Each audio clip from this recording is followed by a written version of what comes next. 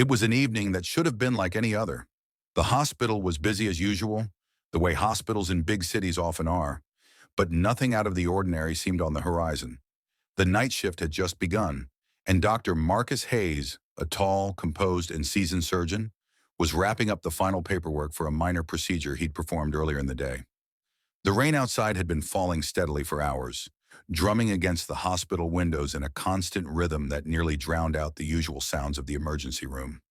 The chatter of nurses, the footsteps of doctors hurrying from one patient to another, the occasional beeping of machines monitoring vitals, and the distant groans of patients in pain. For Dr. Hayes, it was just another night.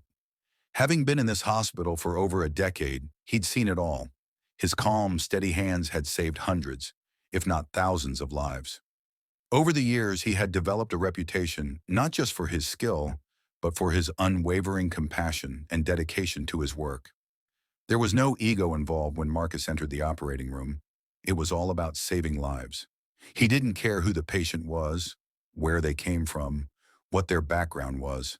To him, each patient was a life worth saving. But that night, unbeknownst to him, would be different. As Marcus prepared to leave the emergency room to check on another patient, the hospital doors burst open with a fury, rainwater splashing in from the wheels of a stretcher as paramedics rushed in. They carried with them a patient who was unconscious, her body strapped down, and her face pale under the harsh fluorescent lights. The woman had been in a terrible car accident, the paramedics explained hastily. Her car had flipped over on a stretch of highway just outside of town. It was a miracle she'd even survived the crash. The paramedics barely had enough time to cut her out of the wreckage before rushing her to the hospital, her life hanging by a thread. Marcus immediately stepped forward, his mind already calculating the possibilities and the steps he needed to take to save this woman's life. He took a quick glance at her injuries as the stretcher was wheeled past him. Her left leg was bent at an unnatural angle, likely broken in multiple places. Her chest was bruised and swollen, suggesting severe internal trauma, and there was blood pooling beneath her head, indicating a possible skull fracture or brain injury. Worse yet, the paramedics had said that she'd lost a significant amount of blood on the way to the hospital. Time was not on their side. "What's her name?" Marcus asked, trying to glean any more information about the patient. "No ID on her?" one of the paramedics said, shaking his head. "We found her alone in the car. No wallet, no phone. We don't know who she is." It didn't matter to Marcus. Whether she was Jane Doe or someone with a name and a story, his mission remained the same: to save her. He quickly barked out orders to the nurses and residents nearby. "We need to get her into surgery right away. Prep the OR and get me an anesthesiologist on standby. I need a CT scan immediately to check for brain trauma and a full-body scan to assess the internal damage. Call for extra blood, type O negative, in case we need a transfusion. Move, people. We don't have much time." The urgency in his voice lit a fire under the team as they scrambled to follow his instructions. Dr. Hayes, despite the chaos around him, remained cool and in control, his focus entirely on the task at hand. As the woman was whisked away to the operating room, Marcus couldn't shake the feeling that this case, this night, would be one that would stick with him for a long time. In the operating room, the tension was palpable. The team of doctors and nurses around Marcus moved like a well-oiled machine, each one playing their part in the delicate dance of surgery. Marcus's eyes remained fixed on the patient's injuries as the anesthesiologist carefully administered the drugs to keep her under during the procedure. Time slowed down, and the only sound that mattered now was the steady rhythm of the heart monitor and the low murmur of the surgical team's voices as they communicated with each other. The scans had confirmed Marcus's worst fears. The woman had severe internal bleeding, her spleen was damaged, and several ribs were broken, puncturing her lung. The fractures in her leg would need attention later, but for now the priority was to stop the bleeding and save her life. It was touch and go for hours. The nurses monitored the woman's vitals constantly, ready to react at a moment's notice if things took a turn for the worse. Marcus worked tirelessly, his hands moving with precision and care as he repaired the torn blood vessels and stopped the internal hemorrhaging. He barely spoke during the surgery, his mind entirely focused on the task in front of him. It was a grueling process, and several times during the surgery, The woman's heart rate dropped dangerously low, sending a ripple of panic through the room. But Marcus didn't falter. His experience and training kicked in, and with the help of his team, he managed to stabilize her. After what felt like an eternity, the surgery was finally over. The woman had made it through the worst of it, though her road to recovery would be long and difficult. Exhausted but relieved, Marcus removed his gloves and stepped out of the operating room. The weight of the night's events settled on his shoulders as he leaned against the wall for a moment, closing his eyes and taking a deep breath. He'd done everything he could. Now it was up to the woman's body to heal. The next few days passed in a blur. The woman, still unconscious, remained in the intensive care unit, her body slowly recovering from the trauma it had endured. Marcus checked on her regularly, monitoring her progress and making adjustments to her treatment plan as necessary.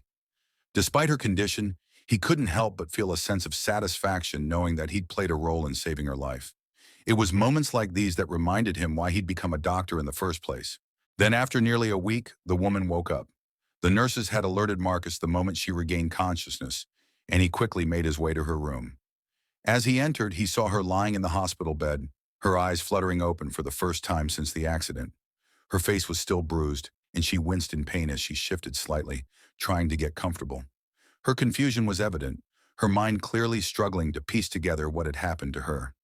"Good morning," Marcus said gently as he approached her bedside, his voice calm and reassuring. "You've been through a lot, but you're going to be okay. My name is Dr. Hayes, and I was the one who performed your surgery. You were in a car accident, but we managed to save you." The woman blinked up at him, her eyes still hazy from the drugs and the trauma. At first, there was no reaction, just a blank stare as she processed his words.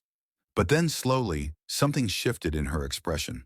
Her eyes narrowed slightly as she took in the sight of the man standing before her. There was a brief moment of silence, and then she spoke, her voice raspy and weak. You're the doctor?" "Yes," Marcus replied, nodding. "I'm the one who performed your surgery. You were in pretty bad shape when you came in, but we were able to stabilize you. You're going to recover, though it's going to take some time." The woman's brow furrowed and her face twisted in confusion. She seemed to be grappling with something beyond the physical pain of her injuries, something deeper, something uncomfortable. You saved me?" she asked, her voice filled with disbelief. "That's right," Marcus said, offering her a small smile. "It was a team effort, but yes, I was the lead surgeon." There was a long pause as the woman stared at him, her expression unreadable. And then slowly, her face darkened. Her confusion gave way to anger, and her eyes blazed with a fury that took Marcus by surprise. "I want to speak to someone else," she demanded suddenly, her voice rising in pitch despite the weakness in her body. Marcus blinked, taken aback by the sudden shift in her tone. "I'm sorry, I don't understand," he said cautiously. "Is something wrong? Is there something you need?" "I don't want you as my doctor," she snapped, her voice growing more forceful. "Get someone else. I don't want you touching me." Marcus felt a chill run down his spine as he realized what was happening. He had seen this before. Too many times, in fact. It was the same story, just with different faces. A white patient, filled with prejudice, unable to accept the fact that a black man had been the one to save their life. It was a sad, ugly truth that Marcus had learned to live with over the years. But it never got any easier. The room felt colder now. The woman's sudden hostility clung to the air like a thick fog, and Marcus found himself momentarily speechless. He had anticipated confusion. Patients waking up from trauma-induced comas often had difficulty processing information. But the intensity of her anger struck a chord. She wasn't just disoriented. She was offended, disgusted even. And it wasn't because of what had been done during the surgery, but rather by who had done it. Dr. Marcus Hayes, a man whose hands had saved countless lives, regardless of race, gender, or creed, now found himself staring into the eyes of a patient who could not accept that someone like him, a black man, had been responsible for preserving her life. For a split second, Marcus wondered if he should say something, explain himself, or correct her. But he quickly pushed the thought aside. What would be the point? He had learned long ago that people's prejudices ran deep, much deeper than logic or facts could penetrate. He'd experienced it growing up in the South, in medical school, and even during his residency. There was no magical argument that could dissolve the centuries of systemic racism that still lingered in hearts like hers. The truth was simple. It wasn't up to him to justify his existence. "I understand you may be upset," Marcus began carefully, his voice as measured and calm as always. "Waking up after a traumatic event can be overwhelming, but I assure you, you are in the best care possible." But his calmness seemed to enrage her further. The woman's face twisted, her expression contorted in anger.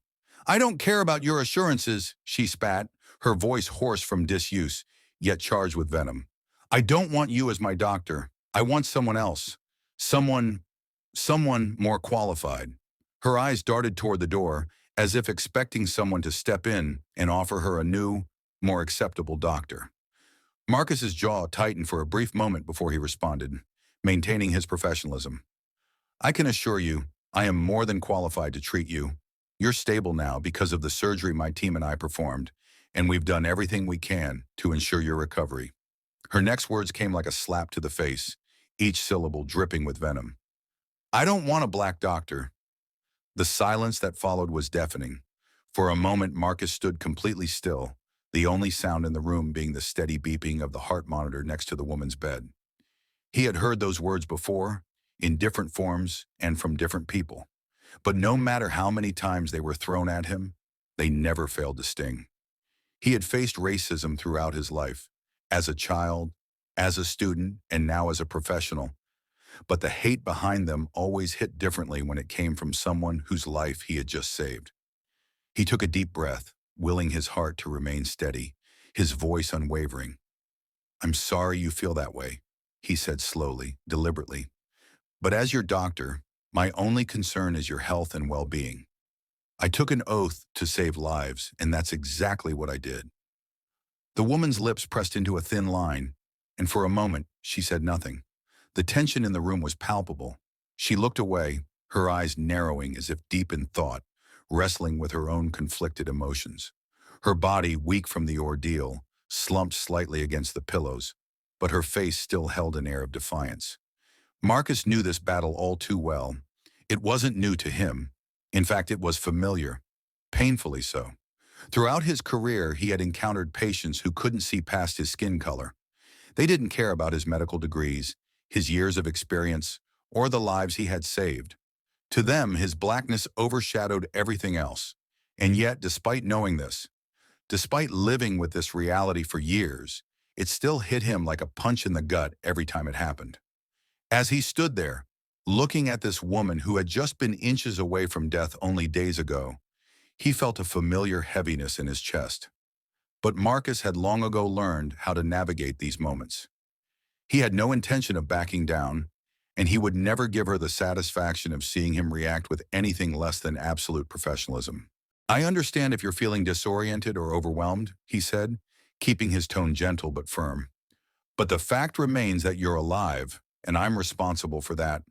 My team and I did everything in our power to make sure you survived that surgery, and we will continue to provide the best care possible to help you recover." But she wasn't ready to let it go.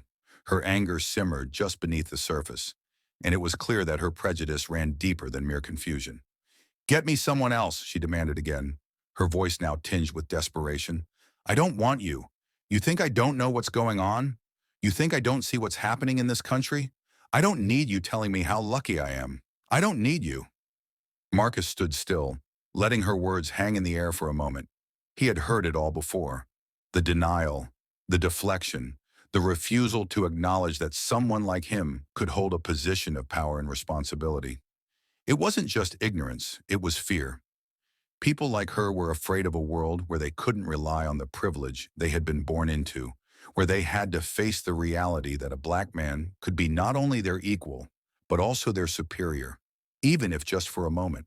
He could feel the eyes of the nurses and the other staff members on him, though none of them intervened. They knew Marcus well enough to know that he wouldn't rise to the bait. He had learned long ago how to remain calm in the face of prejudice, how to let the words wash over him without letting them pierce too deep. "I'll make a note of your request," Marcus said finally, keeping his tone measured. though there was a trace of steel beneath his calm exterior. But for now, I'm your doctor, and I'll continue to provide the care you need. We'll discuss this further once you're stable. With that, he gave her a brief nod and turned to leave the room. As he walked toward the door, he heard her mutter something under her breath, something laced with contempt. But he didn't acknowledge it.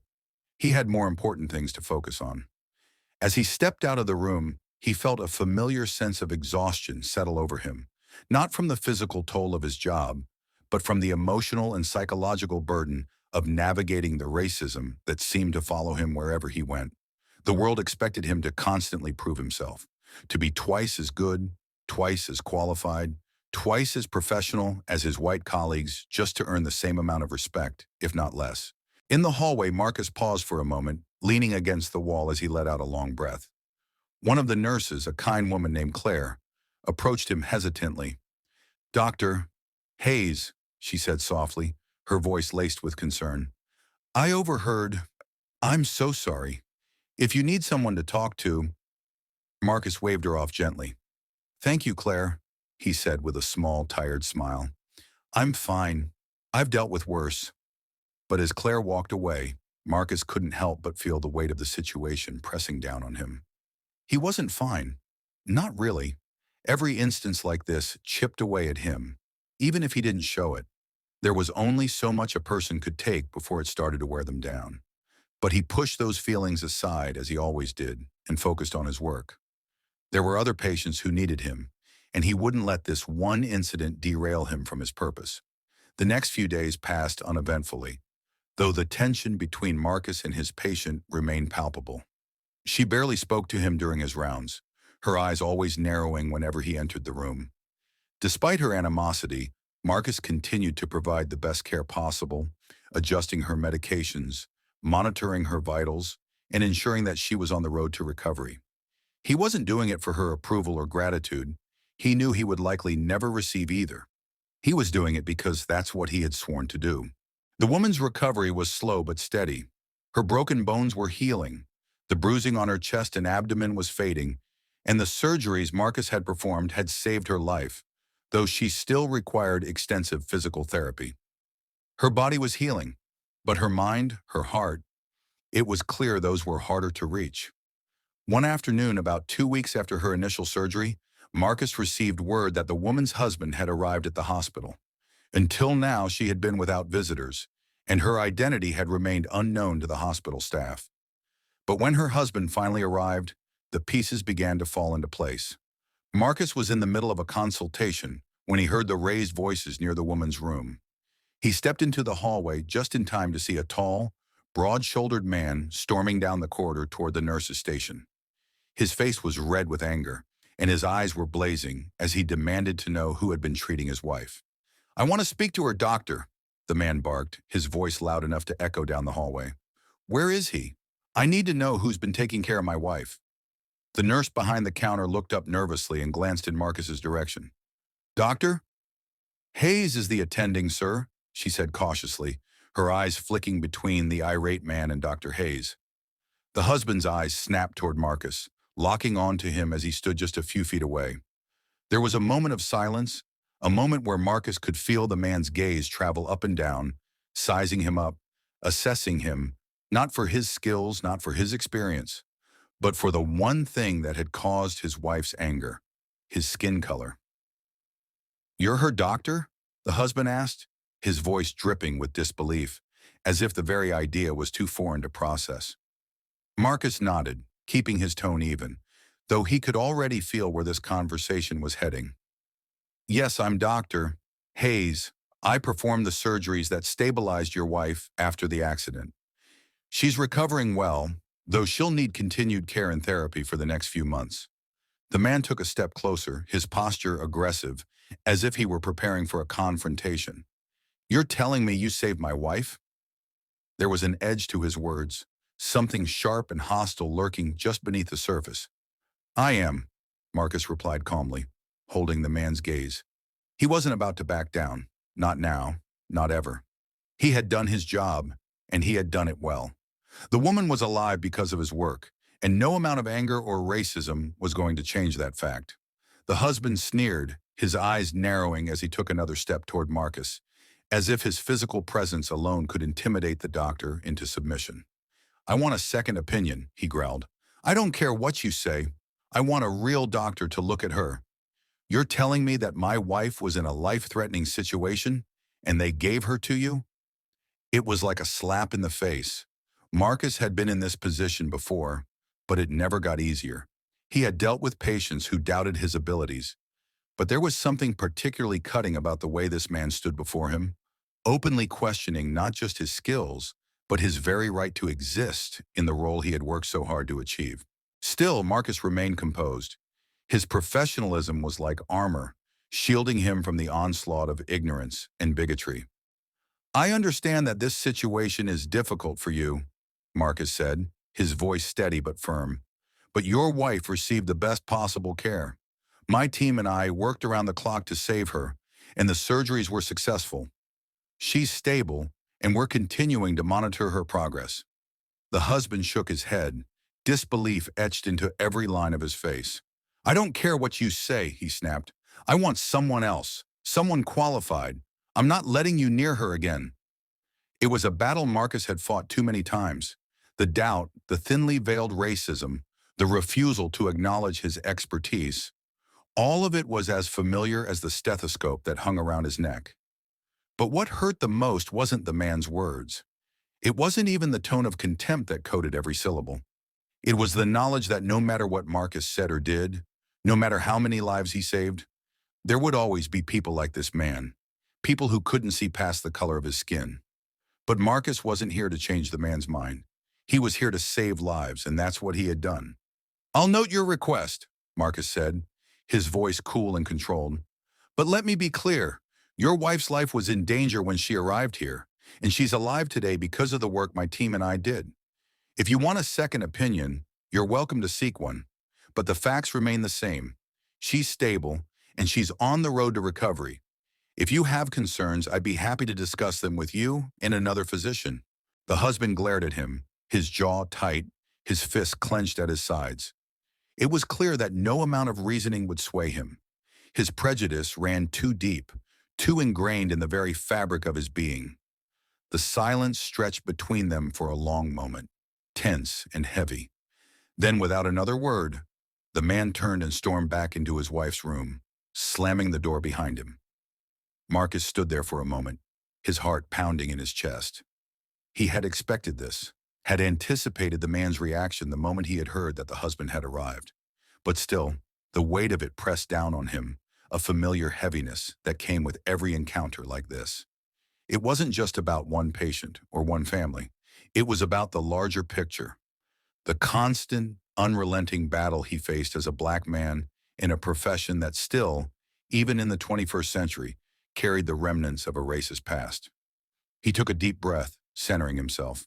There were other patients to attend to, other lives that needed saving. He couldn't let this one incident consume him, not when there was still work to be done. He had grown used to compartmentalizing these moments, pushing the hurt and anger down, locking them away where they couldn't interfere with his ability to do his job. But he knew, deep down, that each incident left a mark, a scar that would never fully heal. The days turned into weeks, and though the woman's physical recovery continued to progress, the tension between her and Marcus remained unresolved. Every time he entered her room to check on her, her eyes would narrow, and her lips would press into a thin, angry line. She refused to engage with him, answering his questions with curt, monosyllabic responses, if she spoke at all.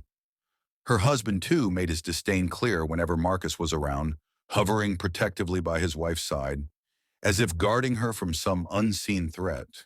It was exhausting, emotionally draining in a way that Marcus hadn't anticipated. He had dealt with difficult patients before, patients who were rude or dismissive, patients who were scared or in denial about their conditions. But this was different. This wasn't just about the fear of illness or injury. This was about race, about prejudice, about a deep-seated hatred that had nothing to do with Marcus's skills as a doctor and everything to do with the color of his skin. And yet, despite their animosity, Marcus continued to provide the best care he could. He monitored the woman's progress, adjusted her treatment plan as needed, and made sure that her road to recovery was as smooth as possible. He wasn't doing it for her or for her husband. He was doing it because that's what he had sworn to do, to save lives, to heal, to do no harm, even to those who wished him harm in return. But the emotional toll was undeniable. Each day, Marcus felt the weight of the woman's hostility pressing down on him, suffocating him like a heavy blanket. He couldn't shake the feeling that no matter how hard he tried, no matter how good a doctor he was, he would never be enough in their eyes. And that realization stung more than he cared to admit. One evening after a particularly grueling day, Marcus found himself lingering in the hospital long after his shift had ended. The hallways were quiet now, the hustle and bustle of the day shift giving way to the softer, slower rhythm of the night. He wandered through the corridors, his footsteps echoing off the linoleum floors, his mind racing with thoughts he couldn't quite shake. As he passed by the ICU, he glanced through the window of the woman's room. She was asleep, her chest rising and falling steadily with each breath. Her husband was slumped in a chair beside her bed, his arms crossed over his chest, his face etched with worry even in sleep. For a moment, Marcus allowed himself to feel a flicker of sympathy for the man. After all, he was watching his wife go through a traumatic experience. It wasn't an excuse for his behavior, but Marcus understood the fear that could grip a person in such a situation. But then, as if sensing Marcus's presence, the man stirred and opened his eyes. Their gazes met through the glass, and for a brief moment, there was a flicker of something in the husband's eyes, something that Marcus couldn't quite place. Was it guilt, shame, or was it simply exhaustion, the kind that came from weeks of watching a loved one suffer? Before Marcus could decide, the man's expression hardened, and he turned away, refusing to acknowledge Marcus's presence. The flicker of vulnerability was gone, replaced by the same wall of hostility that had been there from the beginning. With a sigh, Marcus turned and walked away. A few days later, the tension finally reached its breaking point. It was early morning just after sunrise when Marcus was called to the woman's room for an emergency. Her heart rate had spiked and she was in visible distress, her breathing labored, her face pale and sweaty. Marcus rushed to her bedside, his mind immediately going into doctor mode as he assessed the situation. "We need to stabilize her," he barked, motioning for the nurses to bring the necessary equipment. "She's tachycardic. Get me a crash cart just in case." But as Marcus reached for the woman's wrist to check her pulse, her husband stepped forward, his face contorted with rage. "Get your hands off her," he shouted, his voice booming through the room. Marcus froze, his eyes narrowing as he looked up at the man. "I'm trying to help her," he said, his voice calm but laced with frustration. "She's in distress. We need to act quickly if we're going to stabilize her." But the husband wasn't hearing any of it. His face was flushed with anger, his fists clenched at his sides as he took a threatening step toward Marcus. "I don't want you anywhere near her," he growled. "You've done enough already. You think I don't know what's going on? You think I'm going to let you butcher my wife like some experiment? I want another doctor. Now." Marcus felt a surge of frustration rise within him, but he remained composed. This was a life or death situation, and there was no time for this man's ignorance or rage. "I'm the attending physician," Marcus said firmly, "and I'm the one who's going to save her life right now if you'll let me do my job." The man's eyes blazed with fury, and for a moment it looked as if he might actually take a swing at Marcus. But before anything could escalate further, one of the nurses stepped in, her voice firm but gentle.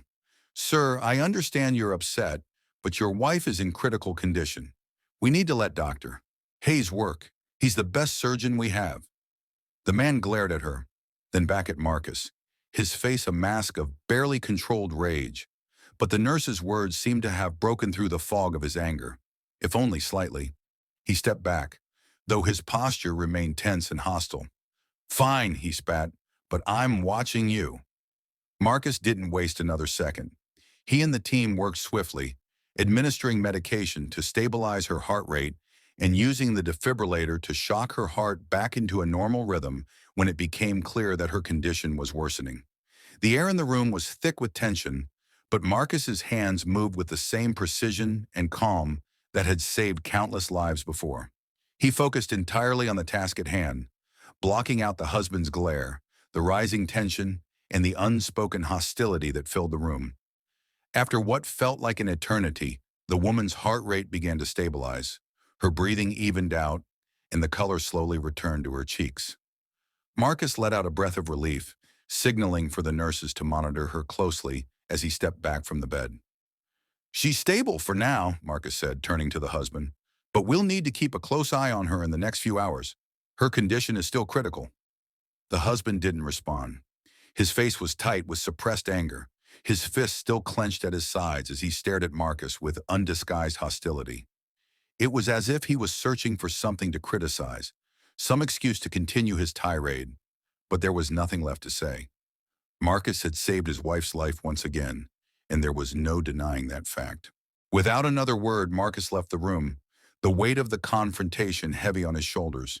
He had done what he needed to do, but it hadn't come without a cost. The emotional toll of dealing with patients and families like this was draining, and it wore him down in ways that no medical procedure ever could. Later that evening, Marcus found himself in the hospital's break room, staring out the window at the city below. The rain had started up again, a steady drizzle that blurred the streetlights and created a soft, rhythmic tapping against the glass. He sipped his coffee absent-mindedly, his mind replaying the events of the day over and over. It wasn't the first time he had faced this kind of prejudice, and he knew it wouldn't be the last. But each time it chipped away at him, leaving behind small, invisible scars. He had spent his entire life proving himself, working harder, being better, all because he knew that people like the woman and her husband would always doubt him simply because of the color of his skin. He thought back to his early days in medical school, where he was one of only a handful of black students in his class. He remembered the subtle and not so subtle ways his classmates and even some of his professors had doubted his abilities, how they had questioned whether he really belonged there. He had worked twice as hard as anyone else, determined to prove them wrong, to show them that he deserved to be there just as much as they did. And yet here he was, years later, a respected surgeon with a decade of experience under his belt, still facing the same doubts, the same hostility. No amount of success, no number of lives saved, seemed to be enough to erase the prejudice that some people held so deeply. He wasn't sure how much longer he could keep doing this, fighting this battle day after day. There were times when he wondered if it was worth it, if all the effort, all the sacrifices were really making a difference. But then he remembered why he had become a doctor in the first place. It wasn't for recognition or praise. It wasn't to prove anything to anyone. It was because he believed in the power of healing, in the power of saving lives. And that was something no amount of racism or ignorance could take away from him. As Marcus stared out at the rain-soaked city, lost in his thoughts, he heard the door to the break room creak open behind him. He turned to see Claire, the nurse who had been in the room earlier during the confrontation, standing hesitantly in the doorway. "Dr. Hayes," she said softly, her voice full of concern, "I just wanted to check on you. I know today was rough." Marcus offered her a small smile, though it didn't quite reach his eyes. "Thanks, Claire. I'm fine. Just, processing." She stepped further into the room, her expression sympathetic. "I've been working here for a long time," she said after a moment, "and I've seen a lot of things, but I've never seen anyone handle situations like you do. You're one of the best doctors we have, and it's not just because of your skill. It's because of how you treat people, no matter what they throw at you." Her words were kind, and Marcus appreciated them, but they didn't quite ease the heaviness in his chest.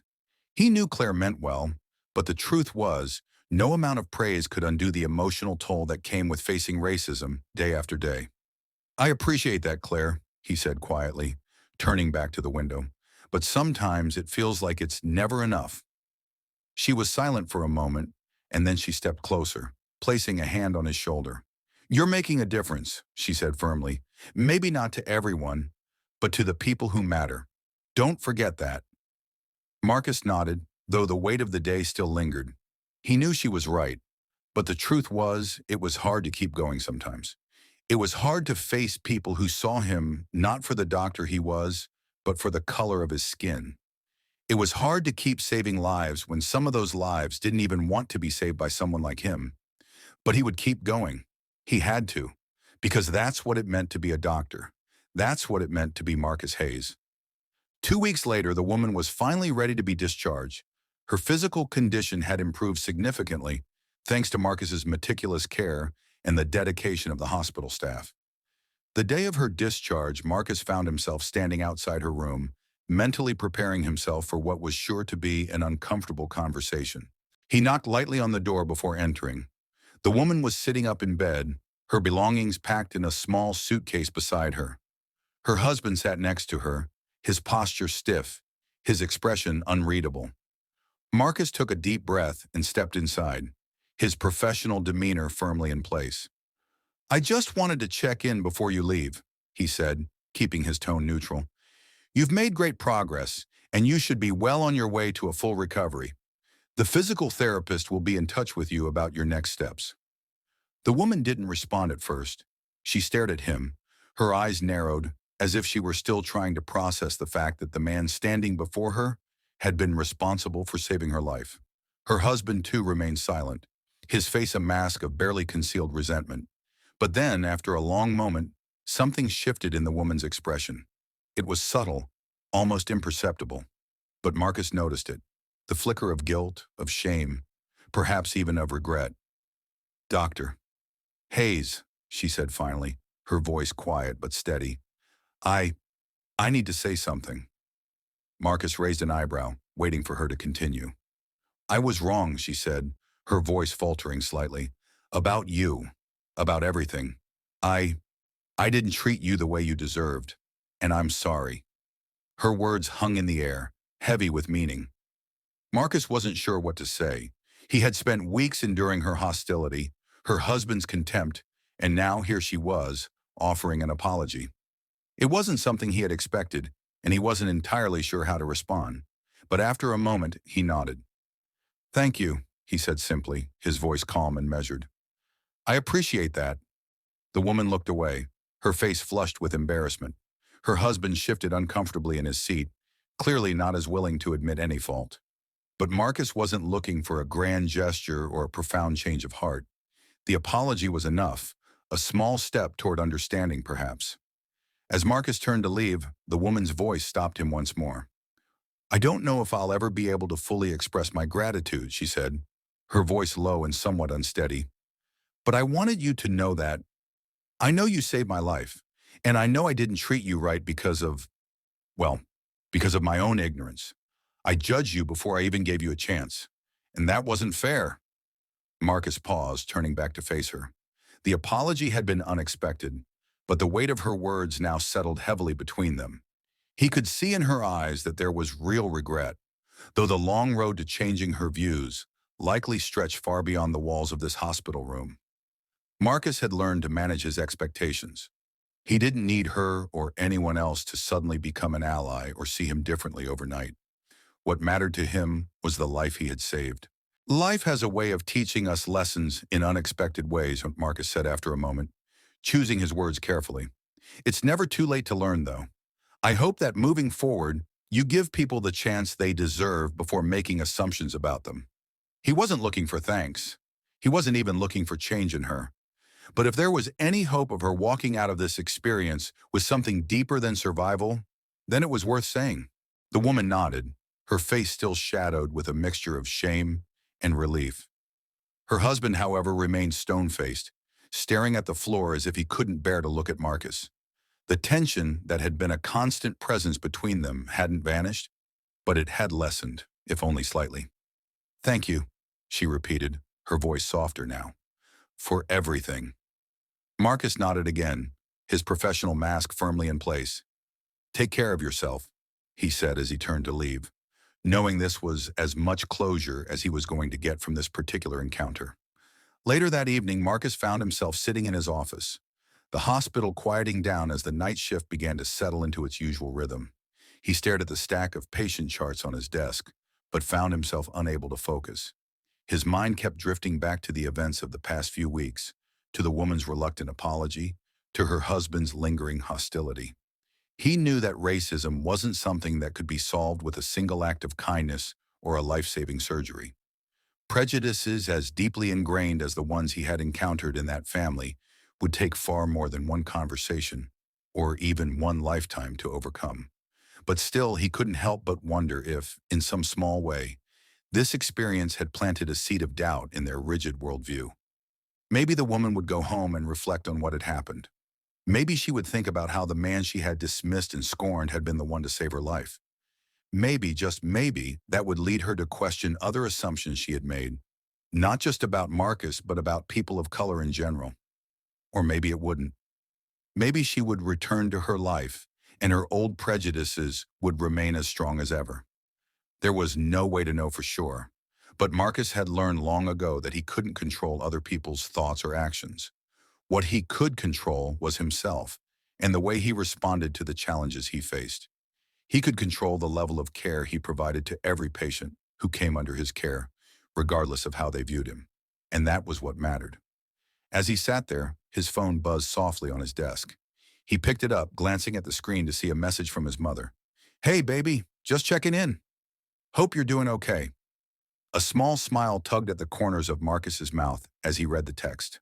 His mother had always been his rock, the one who had encouraged him to pursue his dreams, even when the world told him it wouldn't be easy.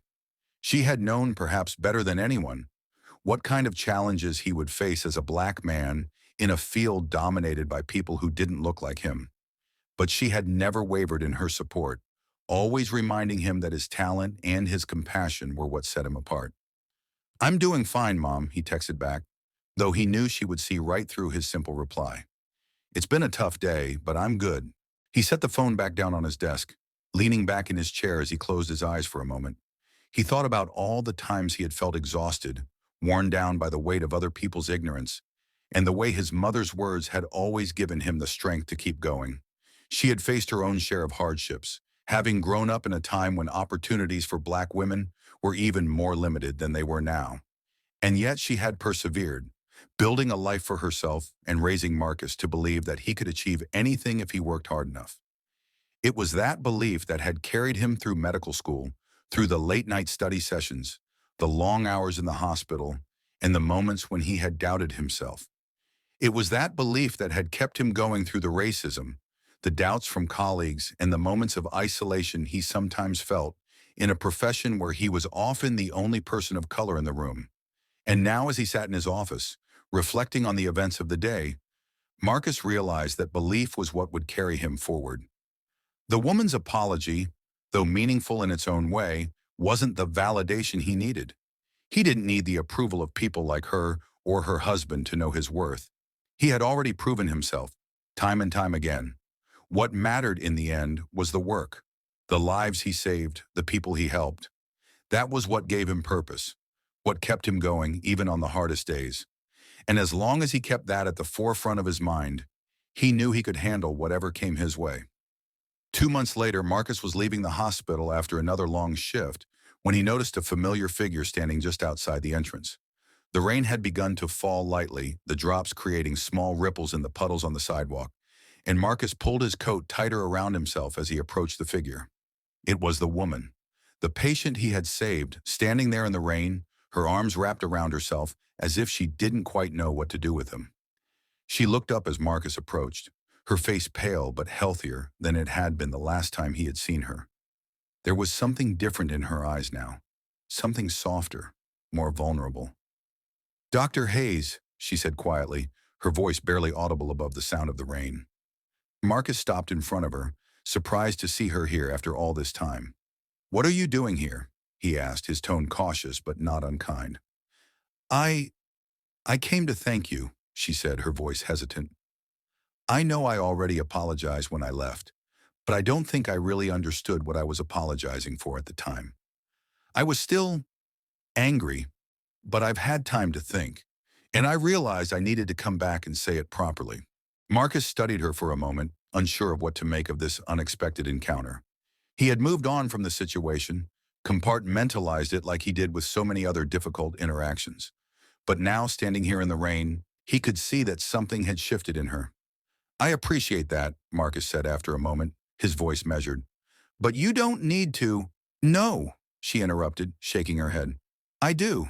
You saved my life, and I treated you like you were nothing.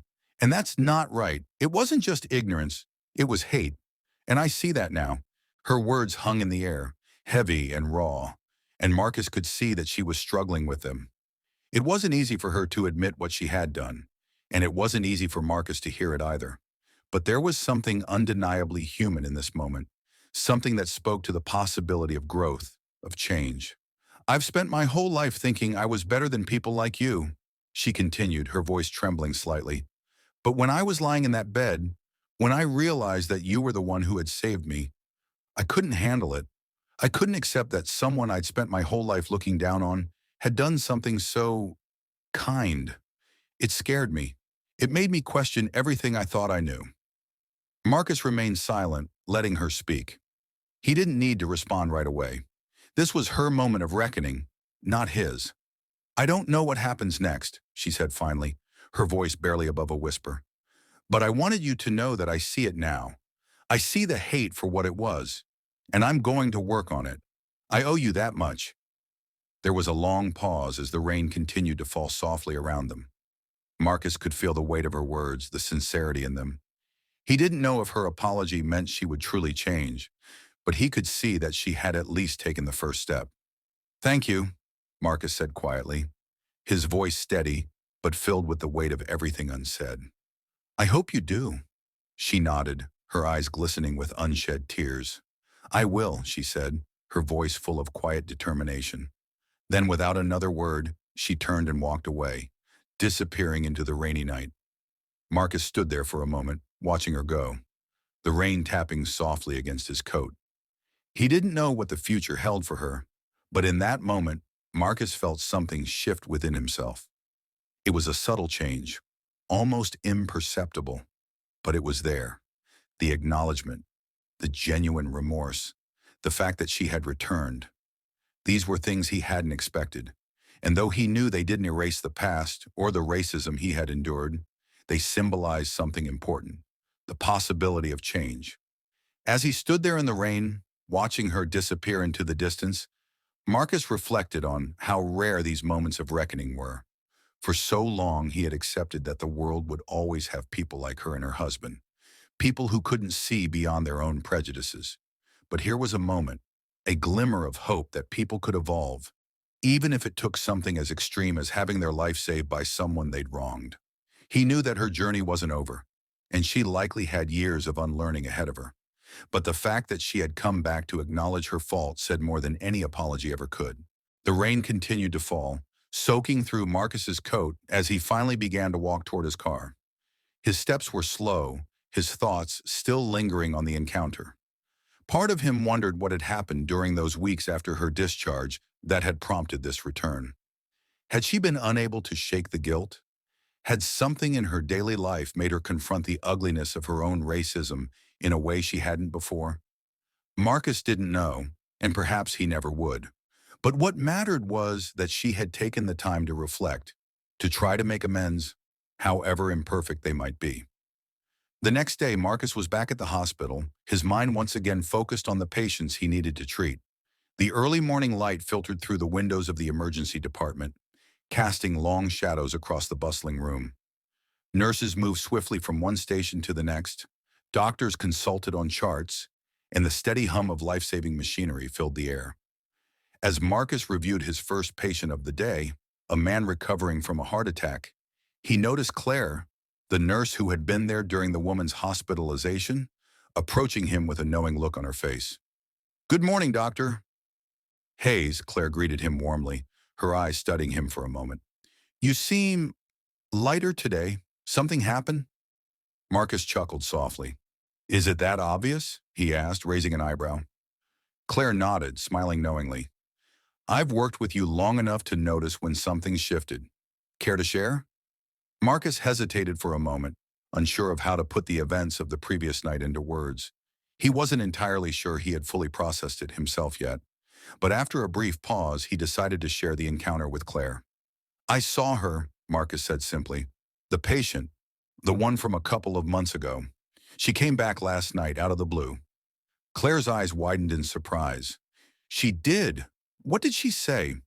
She apologized, Marcus said, his voice soft but clear. Really apologized.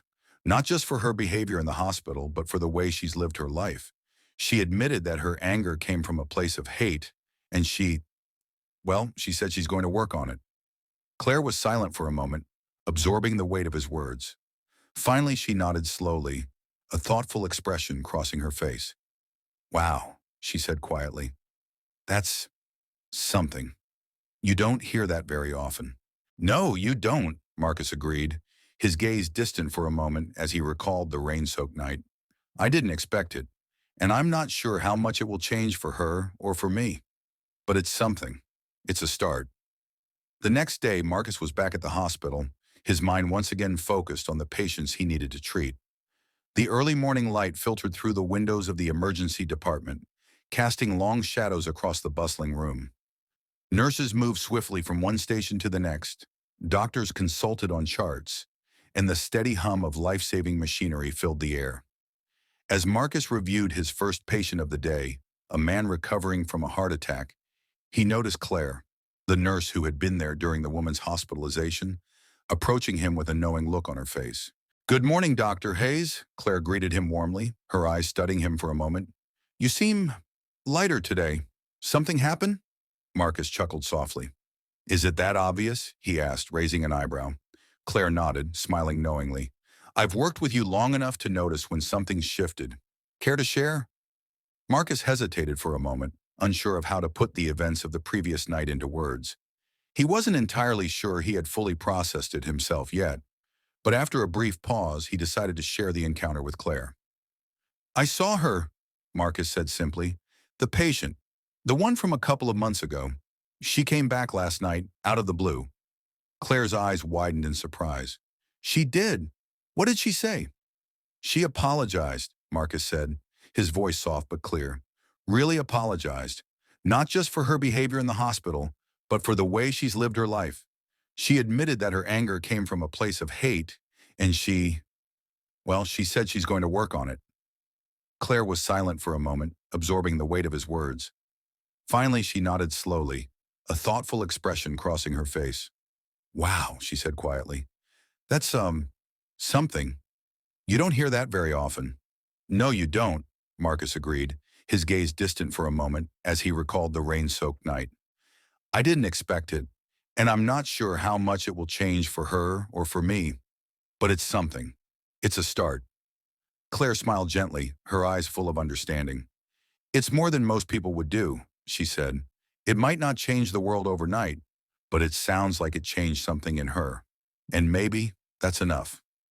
Marcus nodded, grateful for Claire's words. He hadn't fully understood how much the encounter had impacted him until now. It wasn't just about the apology. It was about the idea that even the most deeply ingrained prejudices could be challenged, even if it took time, even if it required something drastic. As the day wore on, Marcus found himself returning to his usual routine. He consulted with patients, performed surgeries, and moved through the familiar rhythms of hospital life. But the encounter with the woman remained with him, quietly lingering in the back of his mind like a whisper of possibility. It reminded him that while his job was to heal physical wounds, sometimes the work he did had a deeper impact, one that reached into the very core of who people were. Several months later, Marcus was at a local coffee shop on a rare day off, enjoying a quiet moment with a book in hand. The sun streamed through the windows, casting a warm glow over the small cafe. It was one of the few places where he could truly unwind, away from the constant pressure and responsibility of the hospital. As he sat there sipping his coffee, a familiar voice broke through his peaceful solitude. "Dr. Hayes?" Marcus looked up from his book to see the woman standing before him once again. But this time something was different. She was smiling, a genuine, open expression on her face that hadn't been there before.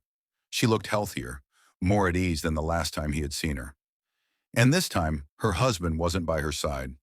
"I didn't expect to see you here," she said, her voice warm but slightly hesitant, as if she wasn't sure how he would react to seeing her again. Marcus set his book down, offering her a polite smile. "It's a small world," he said. "How have you been?" She hesitated for a moment before speaking, as if searching for the right words. I've been better. Things have been different since I left the hospital. I've been working on myself, on how I see the world, and I think I'm starting to understand, well, a lot of things I didn't before. Marcus nodded, not quite sure what to say. He wasn't in the habit of running into former patients, let alone having such personal conversations with them, but there was something genuine in her tone, something that made him want to listen. I just wanted to say that I'm really grateful for what you did, she continued, her eyes earnest. I know I said it before, but I didn't really understand it then. Now I think I do. You didn't just save my life, you opened my eyes, and I'm trying to live differently because of that. Marcus studied her for a moment, seeing the sincerity in her expression. This wasn't the same woman who had glared at him with contempt in her hospital room, who had let her hatred blind her to the fact that he had saved her life. She had changed, or at least she was trying to. I'm glad to hear that, Marcus said quietly. It's never too late to change how we see the world. I hope you keep going. She smiled again, a small but meaningful smile. I will. Thank you again, Dr. Hayes, for everything. And with that, she turned and left the cafe, leaving Marcus sitting there in the warm sunlight, feeling a sense of closure that he hadn't realized he needed. It wasn't about the apology or even about her change of heart. It was about knowing that sometimes the work he did reached further than he ever expected. It was about knowing that even in the face of prejudice and hate, there was always the potential for growth, for understanding. Marcus picked up his book again, but before he started reading, he allowed himself a moment to reflect. He didn't know where her journey would take her, or whether her newfound awareness would last, but he had done his part, and that was enough. With a deep breath, Marcus opened his book to the page where he had left off, the sun warming his face as he read, his heart a little lighter than it had been before. In the end, Marcus knew that his work as a doctor was more than just about saving lives. It was about making a difference, even in ways he couldn't always see. And though the battles he faced as a black man in medicine were far from over, he knew that moments like these, moments of change, of growth, were what made it all worth it.